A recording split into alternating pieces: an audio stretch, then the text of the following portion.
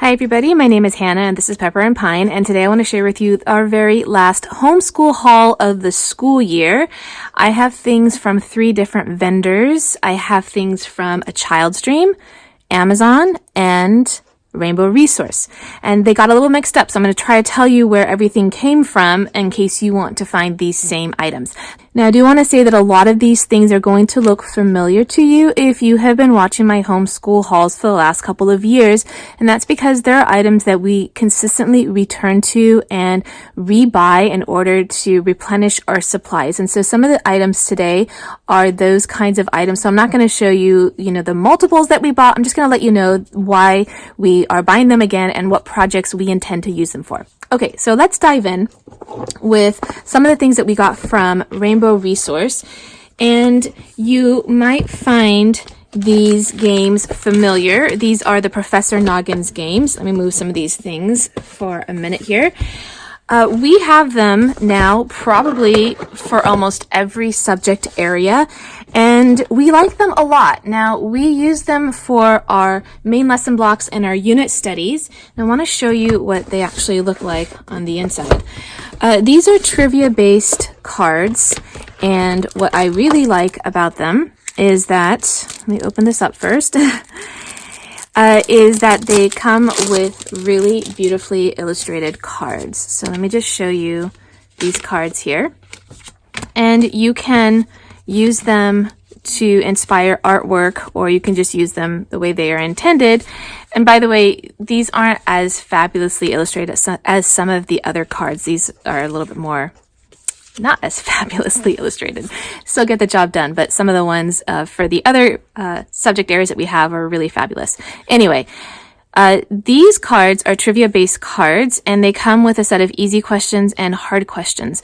And we like to use these for our units for whatever subject area we are studying. This one is the human body. We also got life on the farm, dinosaurs, and safari, wildlife safari. We've had them for pretty much every other subject area from history to science.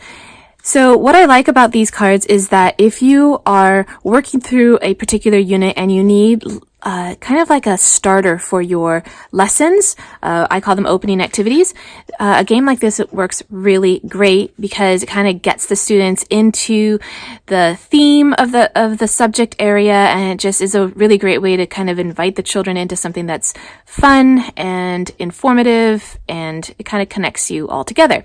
But there are downsides to this game. The first thing is that if you have no idea about the subject area, then doing a trivia-based card game might not be the best choice for you because you are not going to know any of the answers and it's just going to be frustrating.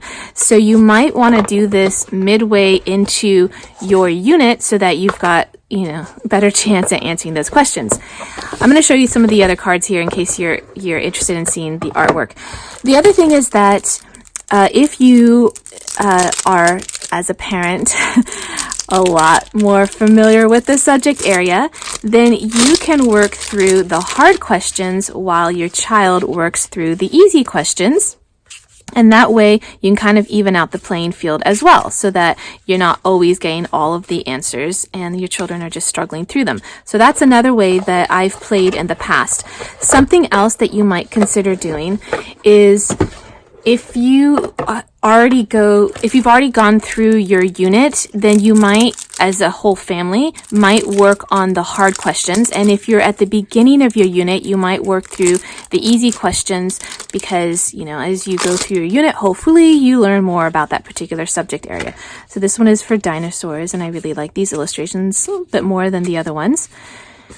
The other downside, or a downside, is that suppose you really love this game and you're working through it often, you might memorize all of the answers, which is great because you've learned something, but at the same time, it makes the game kind of obsolete because it's trivia based. So once you know all the answers, not much more you can do about that. So sometimes if we've gone through them and I remember the answer, either I've ask the question to my child or I've already gotten that question, then I'll tell my child to give me a different one or to give me a hard one. But for the kids, if they remember, I let them answer the same question because, that means that they remembered something. All right, let me show you the last one here. So this is one other downside, forgot to mention, is that, you know, this game can end up taking kind of a big chunk of time. And if you really intended to just have it as an opener, you know, 10-15 minutes, then you're going to have to modify the game a little bit and maybe just choose 10 cards to ask questions, or that's pretty much the only way to make it a shorter game, I think. But anyway, you might consider making from the start, letting your children know that you're not going to play through all the cards. If you do, I think for us it takes about a half an hour, maybe less, can't remember, maybe 20 minutes to go through all of them. And sometimes I'm just trying to get them all interested in that subject area. Oh, one more thing I wanted to say about this is that this is also really fantastic to use outside of a unit, just so that you can keep that information kind of familiar. And so you can do that too. I don't do that as often. I kind of like to keep them with the unit that we're doing, but that is another option to kind of get more life out of your games. Okay, let me show you these things here. We got a little bit of a theme going on here, and actually this is kind of a mixture. I think this one is still from Rainbow Resource. Let me put these aside for a minute. I think this is from Rainbow Resource also. You can find these books from a variety of retailers, but I do like to support our homeschool retailers and vendors as much as possible. And Rainbow Resource also has amazing deals. You know, their prices are really good.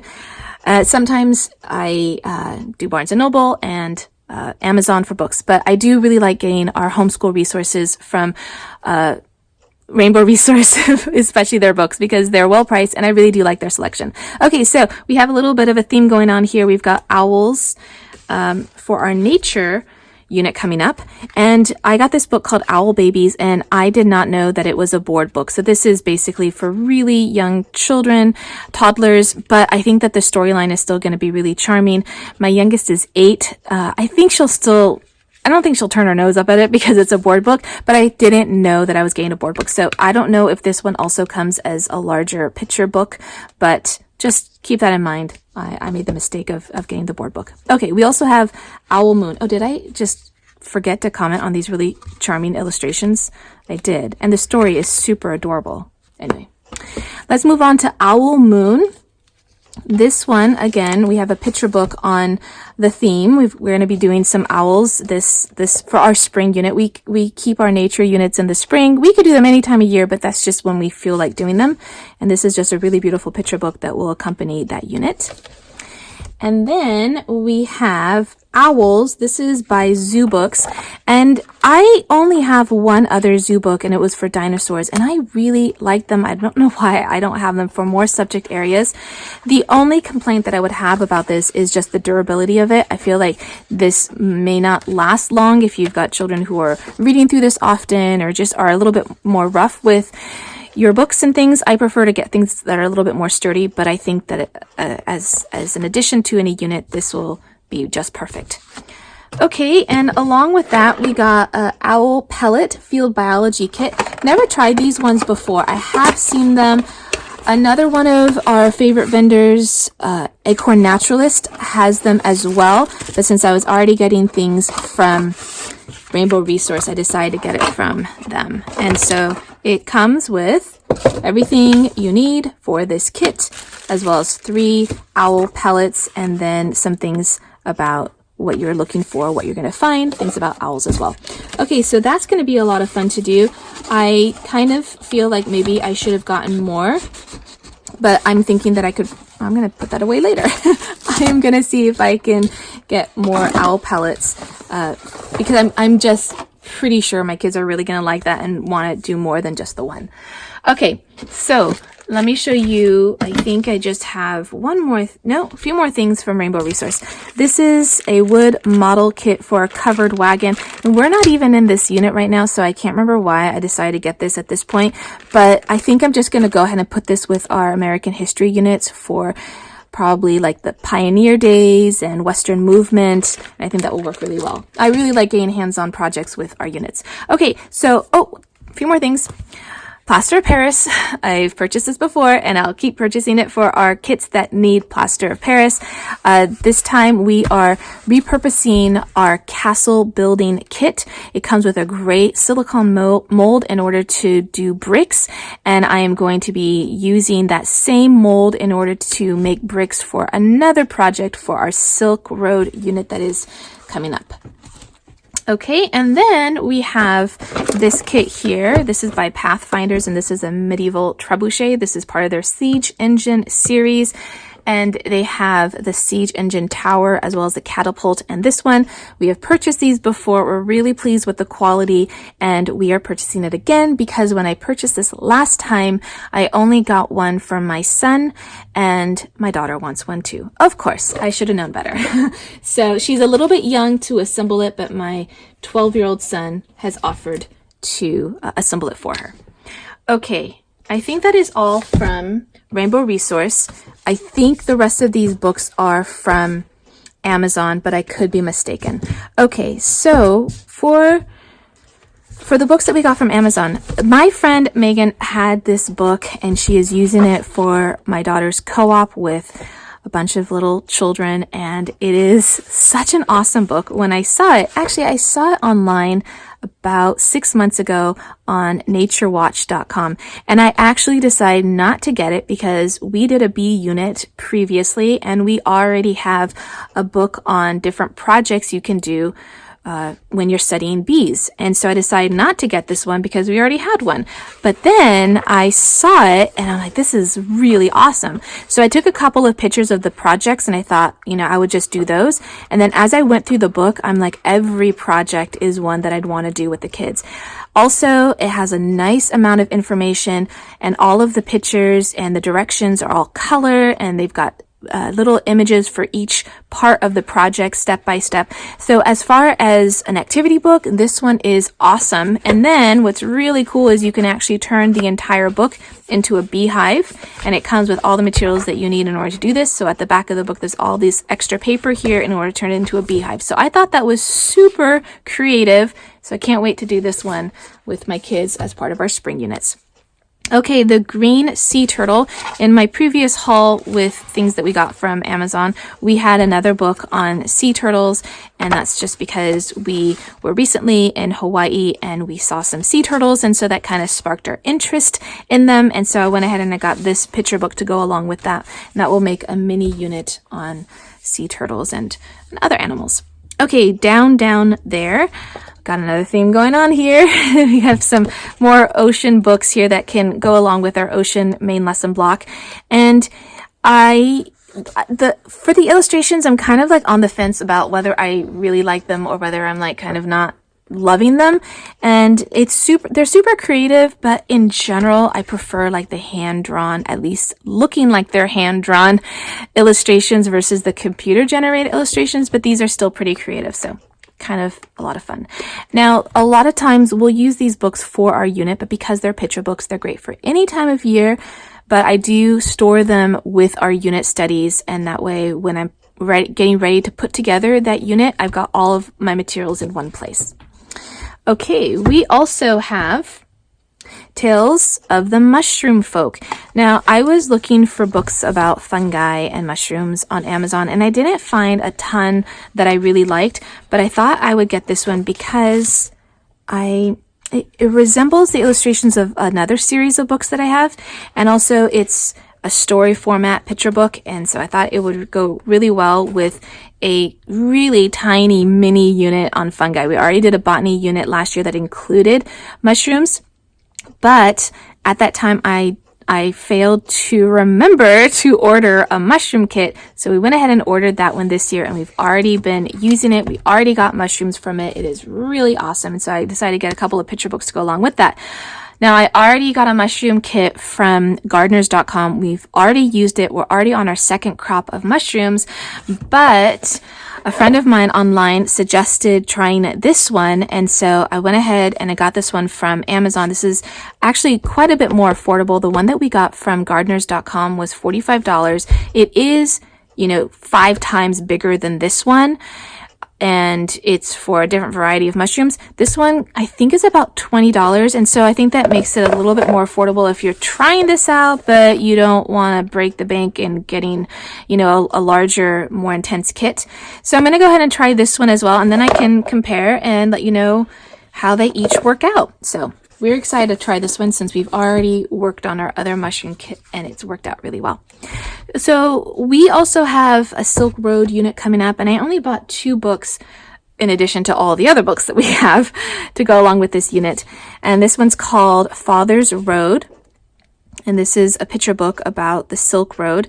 And what I like about this one versus some of the other ones that I have for the Silk Road is that this one has an Asian feel to it, or you know, the characters are, I don't know from which area exactly, but the other books that I have on the Silk Road, I have more of a collection of books, at least more of a focus on North Africa and Ibn Battuta and his life story. So I wanted to kind of balance that out with some more history on the other side of the Silk Road so that we can kind of round out our unit. Okay, now I'm really super excited about this next book. It's a cookbook. Who knew? It's called The Silk Road Gourmet, and I had been looking for, well, actually, I always enjoy getting into the kitchen with any of our units because I feel like it's just a great way to round out our units. It's super tasty. It's super memorable. My kids really love doing this. And so I got this book called The Silk Road Gourmet, and it wasn't my first it wasn't exactly my first choice. I'm linking the other book that I was interested in down in the description box below. You can also find it on my website with the blog post that accompanies this video on pepperandpine.com. I had another book that I was kind of interested in getting, and it was larger and it had a lot more pictures, but I felt like it had just not, it didn't have the right kind of feel for what I was looking for. I needed more of like a cookbook. And so I went ahead and got this one, which is definitely a cookbook. This is just chock full of a ton of recipes. I didn't notice that, but it's actually divided up by different countries or regions. So I'm really excited about this. Super excited. Cannot wait to dive into this. My only regret is that there are no color pictures for each of the recipes. So, you will just have to wait for my personal pictures that accompany all of the recipes that we're going to do with this unit. Okay, I only have a couple more things to show you from Amazon. This is actually empty. We're actually reordering this, but I wanted to show you that we are getting some more fixative, and it is for 2 projects. One is for making spore prints with our mushrooms. I'm kind of running low on this. I need to reorder some, as well as using this for our pastels and other works of art that need to be protected. Okay, so I am getting more Texas beeswax. I actually have 3 pounds here, and we're going to be going through this super fast, so I'll probably be reordering this again in the future. We're doing hand-dipped candles as well as other projects with our beeswax, and so we needed a lot of it in order to do the dipping candles, because you need to just really take up that entire space so that when you're dipping your candles, they're quite large. And then when we're down to like just having a little bit of that, and it's not worth it to dip those candles to only be like 5 inches tall, then we will use it to pour our candles, and then that's what we use when we start our day. We'll light a candle for our homeschool day. And then I also got this organic hemp wick, and this is our first time using this one, so I'll let you know how it works out. Okay, so that is everything from Amazon. Let me pull out the things from A Child's Dream. They are, again, kind of repeat items. We needed a lot more of our natural undyed wool yarn for a project that we're doing with our Middle Ages unit. I also have something new here, as well as a couple more items that are repeat items. Okay, so I have this gray 100% wool felt, and this is for a hat project that I'm going to be doing with my 12-year-old son. We have made these projects before, and so you can find the links to those videos down in the description box below. We made a number of different headdresses and hats for our Middle Ages unit, and for those projects, you really want to get the large felt, and I had the squares of felt, and it just wasn't going to work for our project. So I went ahead and I got the really super large pieces. I think this is 72 inches square, but I'm not 100% sure. But it is one of the larger ones that you can get before you just go into buying the yardage. Okay, and then I also got another repeat item. These silks are so breathtakingly beautiful. These are silken ribbons, and we use them again with the hats and headdresses for our Middle Ages unit. And then I went ahead and got a couple more in order to do juggling balls that we can use. Well, it's part of our Middle Ages unit, and we'll add these to our juggling balls. They're going to be made out of like we're going to do wet felting. But then in addition to that, once we're done with that project, we will use the juggling balls to learn to juggle, you know? So it's like there's 2 projects out of that. And then the third one is that we'll use them beyond that in order to do our mental math when we're tossing the balls back and forth and reciting times tables. So 1 project, 3 uses. That makes me super happy. So that these, by the way, super pricey, $6. But so worth it because they're amazing and gorgeous. But you can definitely find a cheaper alternative if you're not ready to break the bank on making that project. Okay, one last thing. This is new, so pretty much all those items are things that we are just replenishing our supplies. This one is new. This is a flower press, and in all the years of my homeschool, I can't believe I never actually got a real flower press. We just use the phone book, but guess what? We don't get phone books anymore, so we went ahead and got this flower press, and so I am really excited to use it. We've got some flowers blooming in the backyard that I think will look great as pressed flowers, and so I am excited to do that. Okay, I think that was everything. Thank you for watching my very last homeschool haul. You can find more details about the products that I got, the blog post that accompanies this video, although probably recognize a ton of them from our previous videos. All right, and if you want to check out some of my other homeschool hauls, you can tap on the screen right now. And don't forget that if you want to see what we're up to on a daily basis, you can find me on Instagram at Pepper and Pine.